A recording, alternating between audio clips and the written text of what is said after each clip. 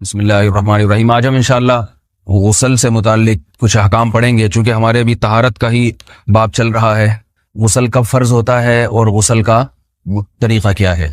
رسول اللہ صلی اللہ علیہ وسلم نے فرمایا ان اللہ لا یستحی من الحق، اللہ تعالی حق بات کو بیان کرنے سے حیا نہیں کرتے۔ تو غسل کے جو مسائل ہیں ان میں بھی بعض دفعہ کچھ ایسی باتیں آتی ہیں جو بظاہر حیا کے خلاف ہیں، لیکن علم کی ایک بات ہے، سیکھنے اور سکھانے میں حیا اگر کریں گے تو پھر ظاہر ہے ساری زندگی جاہل ہی رہے گا انسان۔ اور غسل کے مسائل سیکھنا اس لیے ضروری ہے کہ غسل جب فرض ہوتا ہے تو جب تک مکمل غسل نہ ہو آپ کی نماز ادا نہیں ہوتی۔ رسول اللہ صلی اللہ علیہ وسلم نے فرمایا الماء من الماء، حدیث ہے کہ غسل فرض ہوتا ہے خواہش نفس کے ساتھ جسم سے منی خارج ہونے سے۔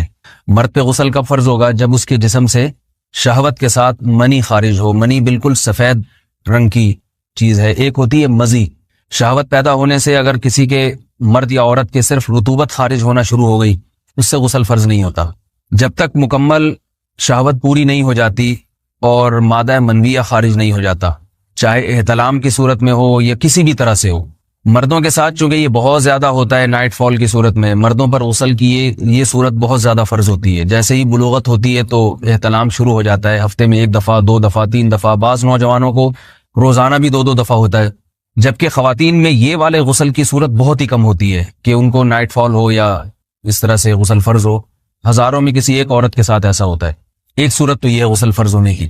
دوسری صورت کیا ہے کہ جب انسان اپنی زوجہ کے ساتھ ملاپ کرے اور انٹرکورس ہو جائے، چاہے اس صورت میں ڈسچارج دونوں میں سے کوئی ہو یا نہ ہو، لیکن دونوں پہ غسل فرض ہو جائے گا، مرد پہ بھی اور عورت پہ بھی۔ یہ تو مردوں کے غسل کے فرض ہونے کا ہے۔ مردوں کے غسل میں ایک چیز یہ بھی ہے کہ اگر آپ نے رات کو نیند کی اور صبح آپ اٹھے اور آپ نے کپڑوں پہ نشان دیکھا، اب آپ کو یہ پتہ نہیں چل رہا کہ یہ منی کا نشان ہے یا مزی کا ہے، تو بھی آپ پر غسل کرنا فرض ہے۔ یہی سمجھا جائے گا کہ یہ آپ خواب میں ڈسچارج ہوئے ہیں۔ عورت پر جو غسل فرض ہوتا ہے ایک اور صورت میں ہوتا ہے کہ جب خواتین کو ایام آنا بند ہو جاتے ہیں، حیض یا نفاس سے جب پاک ہو جائیں تو بھی ان پہ غسل فرض ہے۔ یہ تو غسل کی فرضیت سے متعلق احکام تھے۔ کچھ چیزیں ایسی ہیں جن میں غسل سنت ہے، فرض نہیں ہے۔ جمعہ کے دن غسل کرنا رسول اللہ صلی اللہ علیہ وسلم نے بہت زیادہ تاکید کی ہے۔ سنت کی 2 قسمیں ہیں، سنت مؤکدہ اور سنت غیر مؤکدہ۔ مؤکدہ وہ ہوتی ہیں کہ جن کو چھوڑنے کا اگر کوئی معمول بنا لے تو گناہ کا خطرہ ہے اور ایسا شخص قابل ملامت ہے، اسے شریعت ملامت کرتی ہے، برا بھلا کہتی ہے۔ تو غسل سنت مؤکدہ ہے، ہفتے میں 1 مرتبہ، چاہے جمعے کے دن ہو یا کسی بھی دن ہو۔ جو مسلمان ہفتے میں 1 دفعہ بھی نہیں نہاتا، وہ کتنا ہی نیٹ کلین ہو، مگر شریعت کی نظر میں وہ قابل ملامت ہے، اسے تانے دینے چاہیے کہ شرم نہیں آتی ہو مسلمان مگر رہتے ہو بھنگیوں اور چماروں کی طرح۔ ملامت تو اسی کو کہتے ہیں نا۔ اس کی دلیل رسول اللہ صلی اللہ علیہ وسلم نے فرمایا، صحیح حدیث ہے، حق علی کل مسلم ان یغتسل کل اسبوع مرۃ، کہ ہر مسلمان پر لازم ہے کہ وہ ہفتے میں کم از کم 1 مرتبہ غسل کرے۔ ہر مسلمان پر لازم ہے، چاہے اس پہ غسل فرض نہ بھی ہو۔ اور کس دن بہتر ہے؟ جمعہ کے دن۔ نبی صلی اللہ علیہ وسلم نے حکم دیا ہے کہ جمعے کے دن غسل کیا جائے۔ امام احمد ابن حنبل کا مذہب یہ ہے کہ جمعے کے دن غسل کرنا واجب ہے، صرف سنت نہیں ہے بلکہ واجب ہے، لیکن جمہور کا مذہب یہ ہے کہ سنت عمل ہے۔ غیر مسلم جب اسلام قبول کرتا ہے تو اس وقت بھی اس کے لیے غسل کرنا سنت ہے۔ جب ہم مردے کو نہلاتے ہیں تو جو مردے کو نہلائے اس کے لیے بھی خود غسل کرنا افضل ہے، سنت عمل ہے۔ عید کے دن غسل کرنا سنت عمل ہے۔ تو یہ وہ تمام مواقع ہیں جن میں غسل کرنا رسول اللہ صلی اللہ علیہ وسلم کی سنت ہے۔ غسل کا طریقہ کیا ہے؟ غسل میں 3 چیزیں فرض ہیں، منہ بھر کے قلی کرنا، ناک میں پانی ڈالنا کہ ناک کی جو نرم جگہ ہے یہ اچھی طرح تر ہو جائے، اور پورے جسم پہ 1 مرتبہ پانی بہا دینا کہ جسم میں بال کے برابر جگہ بھی خشک نہ رہے۔ یہ تو ہے فرض، یعنی یہ کام کسی نے کسی بھی طرح سے کر لیا تو غسل ادا ہو جائے گا، چاہے اس کی نیت غسل کی تھی یا نہیں تھی۔ کوئی آدمی چلتا ہوا جا رہا ہے، پھسل کے تالاب میں گر گیا، پورے غوطے کھا کے باہر نکلا، قلی کر لے اور ناک میں پانی ڈال لے تو غسل اس کا ادا ہو جائے گا۔ البتہ چونکہ نیت نہیں تھی لہذا غسل کا ثواب نہیں ملے گا، ثواب نیت کے بغیر نہیں ملتا انسان۔ دلائل اس کے الگ موضوع ہے کہ اس کی دلیل کیا ہے کہ بغیر نیت کے بھی غسل ہو جاتا ہے، لیکن میں نے بتایا دلائل کا سیشن نہیں ہے، اس میں پھر بات لمبی ہو جائے گی۔ تو یہ تو ہے فرض، پورے جسم پہ پانی بہانا، کلی اور ناک میں پانی۔ سنت طریقہ کیا ہے؟ رسول اللہ صلی اللہ علیہ وسلم غسل کیسے کرتے تھے؟ سنت طریقہ جس پہ جو اختیار کرنا چاہیے، وہ طریقہ یہ ہے کہ جب آپ غسل کے لیے بیٹھیں تو سب سے پہلے وہ جگہ دھوئیں جہاں نجاست اور ناپاکی لگی ہوئی ہے. نائٹ فال ہوا, کسی کو احتلام ہوا, تو جہاں جہاں گندگی لگی ہے پہلے اس جگہ کو دھوئیں. استنجا کریں, شرمگاہ کو دھوئیں اچھی طرح. سمجھ رہے ہیں بات کو؟ اس کے بعد ہاتھ دھوئیں اور مکمل وضو کریں جیسے ہم عام حالات میں وضو کرتے ہیں. مکمل وضو کرنے کے بعد دائیں کندھے پہ پانی ڈالا, لیفٹ سائڈ پہ پانی ڈالا. پہلے زمانے میں تو چلو سے غسل ہوتا تھا, ہاتھ دھو لیے تو اب چلو سے پانی لے کے یہاں ڈالا جا رہا ہے, چلو سے پانی لے کے یہاں ڈالا جا رہا ہے, پورے جسم پہ ملا جا رہا ہے, اور چلو سے پانی لے کے 3 دفعہ سر پہ ڈالا جا رہا ہے. تو آج کل چلو الو تو ہے نہیں, شاور کے نیچے جا کے کھڑے ہو جاتے ہیں. تو اس میں یہ کہ شاور کھولے اس میں کھڑے ہو جائیں, سارے چلو اس میں خود بخود ہی ہو جائیں گے, پورے جسم پہ پانی بہہ جائے گا. نبی صلی اللہ علیہ وسلم کے دور میں یہ جدید چیزیں نہیں تھیں, شیمپو اور صابن. تو آپ صلی اللہ علیہ وسلم بیری کے پتوں سے غسل کی ترغیب دیا کرتے تھے. بیری کے پتوں کو اگر پانی میں پکایا جائے تو پانی میں میل کچیل صاف کرنے کی صلاحیت بہت بڑھ جاتی ہے. ہمارے زمانے میں اس تکلف کی ضرورت نہیں ہے, صابن ملتے ہیں اس سے نہایا کریں. بہرحال کہنے کا مقصد یہ آپ لوگوں سے, تو یہ سنت طریقے سے غسل ہو جائے گا آپ کا. سمجھ رہے ہیں بات کو؟ سب سے پہلے استنجا کیا, اس کے بعد وضو کر لیا, اس کے بعد غسل کر لیا.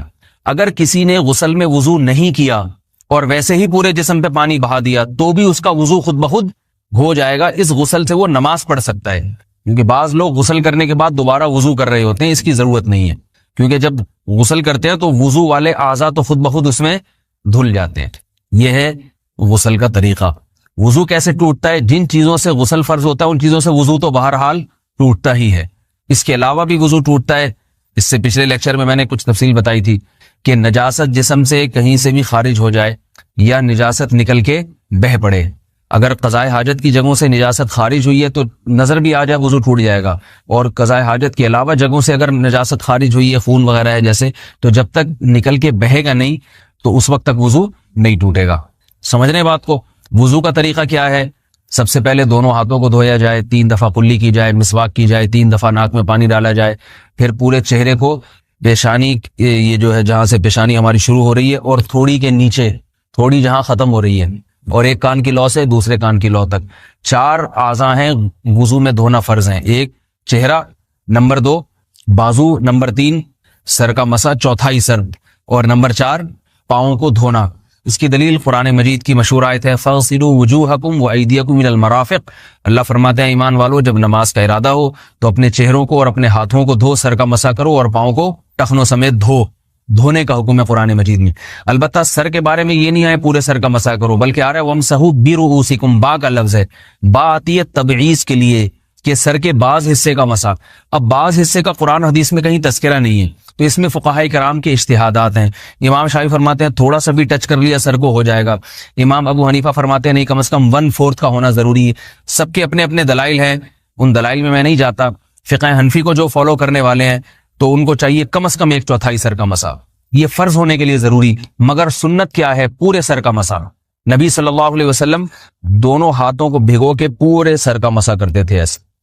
سمجھ رہے بات کو؟ اور مسا کے جو یہ ٹیکنیکل طریقے ہیں کہ آپ یوں پہلے انگلی بنائیں, پھر یوں لے کر جائیں, پھر یوں گھما کے لائیں, پھر یوں, یہ ٹیکنیکل طریقے حدیث سے ثابت نہیں. مسا کا طریقہ کیا ہے؟ بھیگا ہوا ہاتھ لے کے ایسے پورے سر کو ہو گیا. پھر حدیث میں یہ بھی ہے کہ یوں لے جاؤ اور یہ بھی ہے کہ 2 واپس بھی لے کر آؤ, دونوں طرح سے ثابت. تو ایسے بھی کر سکتے ہیں کہ یوں لے جائیں, اور ایسے بھی کر سکتے ہیں لے کے جائیں اور پھر واپس بھی لے آئیں, دونوں طریقے جائز ہیں. لیکن کم از کم سنت اتنی ہے کہ پورے سر کا مسا ہونا چاہیے. بعض لوگوں کو شو مارنے کا شوق ہوتا ہے, اگر وہ واپس لائیں تو بال ان کے خراب ہو جاتے ہیں, کہتے ہیں یار یہ پھر مسئلہ خراب ہو جائے گا. تو پھر ایسے لوگ صرف یوں ہی لے جائیں کافی ہے. افضل تو یہ کہ یوں بھی لے جائیں یوں بھی لے جائیں, دونوں طرح سے صحیح ہے. بہرحال دونوں حدیث سے ثابت ہیں. سمجھ رہے بات کو؟ اور یہاں ایک اہم مسئلہ بتا دوں, قرآن مجید نے پاؤں کو دھونے کا حکم دیا ہے, پاؤں پہ مسا کرنے کا حکم نہیں دیا. اور حدیث میں خفین پر مسا کرنے کا حکم ہے. تو قرآن اور حدیث کو فقہا نے جمع کیا ہے. لہذا وہ موزے جن میں آسانی سے پاؤں دھوئے جا سکتے ہیں ان میں چاروں ائمہ کے نزدیک پاؤں پہ مسا کرنا جائز نہیں. سعودی عرب میں جو بعض سلفی حضرات اور یہاں ہمارے ہاں بھی اہل حدیث حضرات نے عام موزوں پر بھی جو مسا کی ایک روایت ڈال دی ہے, اسلاف میں, تابعین, تبع تابعین میں اور چاروں ائمہ کے مذاہب میں اس کا ثبوت نہیں ملتا. اگر اسلاف میں کوئی قائل بھی ہے تو ایک شاذ قول, اکا دکا قول ملتا ہے, ورنہ یہ ائمہ اربعہ کے مذہب کے خلاف ہے. اور جو احادیث جو نقل ہوتی ہیں صحیح سند کے ساتھ ان کے بھی خلاف اور قرآن کی آیت کے بھی خلاف ہے. اس لیے کسی نے عام ساکس پہ اگر مسا کر لیا، جو عام طور پہ آفس پہن کے جاتے ہیں لوگ، اس میں تو پاؤں، آپ اگر ساکس کو پانی کے نیچے رکھیں پورا پاؤں دھل جائے گا آرام سے. تو وہاں کیا ہو رہا ہے کہ قرآن مجید کے حکم کی مخالفت لازم آ رہی ہے، آپ پاؤں دھو نہیں رہے. تو اس لیے ہم یہ سمجھتے ہیں کہ اس صورت میں نماز ادا نہیں ہوگی. سعودی عرب میں بعض سلفی حضرات نماز پڑھاتے ہیں، وہ ایسے ہی کرتے ہیں کہ عام ساکس پہ مسا کر کے نماز پڑھا لیتے ہیں. تو فتویٰ اسی پر ہے کہ ان کی اگر کسی کو یقین ہے کہ اس نے عام ساکس پہ مسا کر کے نماز پڑھائی ہے تو اس کے پیچھے نماز ادا نہیں ہوگی، کیونکہ قرآن کے مطابق اس کا وضو ہوا ہی نہیں ہے. صدیوں تک کوئی بھی اس قول کا قائل نہیں رہا ہے کہ عام ساکس پہ بھی مسا ہو جاتا ہے. یہ ابن تیمیہ رحمہ اللہ تعالیٰ 7ویں صدی میں اس کے قائل تھے، اور تابعین میں اکا دکا قول ملتے ہیں اس کے، لیکن شاذ قول ہیں، مرجوح قول ہیں جن پر امت نے فتویٰ نہیں دیا. اور اب سعودی عرب میں بعض سلفی حضرات اس کے قائل ہیں. ہمارے ہاں اہل حدیث حضرات بھی چونکہ اکثر سعودی عرب کے سلفی حضرات ہی کو فالو کرتے ہیں، تو انہوں نے بھی وہیں سے یہ فتویٰ لیا ہے.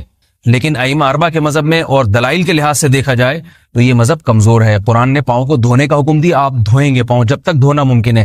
چمڑے کے موزے ہیں ان کو دھونا ممکن نہیں ہے اتارے بغیر، لہذا ان موزوں کے اوپر مسا ہو جائے گا. تو اس سے قرآن پر بھی عمل ہو جائے گا اور حدیث پر بھی عمل ہو جائے گا.